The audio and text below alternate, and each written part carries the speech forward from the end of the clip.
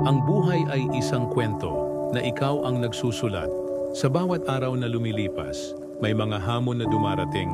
Ngunit tandaan, ang mga pagsubok na ito ay bahagi ng proseso upang maging mas matibay, mas matalino, at mas handa sa mas malaking tagumpay. Hindi palaging magiging madali ang daan.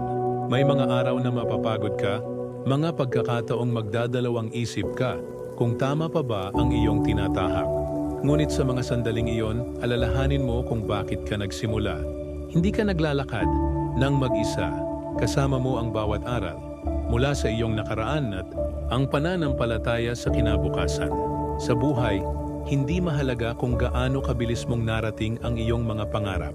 Ang mahalaga ay ang bawat hakbang na iyong tinahak patungo rito. Sa bawat pagkabigo, natututo ka. Sa bawat pagbangon, lumalakas ka.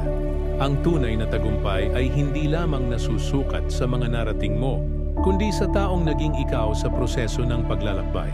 Kapag pakiramdam mo ay nag-iisa ka, huwag kalimutang maraming bagay ang dapat ipagpasalamat. Ang hangin na iyong nilalanghap, ang mga taong nagmamalasakit sa iyo, at ang pagkakataon na muling magsimula. Huwag matakot magkamali, dahil ang bawat pagkakamali ay hakbang tungo sa mas mabuting ikaw.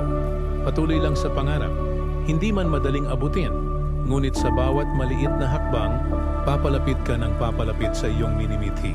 At higit sa lahat, alalahanin na ikaw ay mahalaga, ikaw ay sapat, at ikaw ay may kakayahang magbago ng iyong kwento. Patuloy na lumaban, patuloy na maniwala, at patuloy na magmahal sa sarili.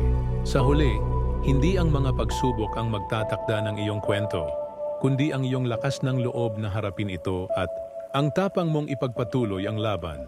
Ang pinakamagaganda sa buhay ay hindi pa natatapos. Nasa unahan pa ang mas magagandang kabanata, at ikaw ang bida sa kwentong ito.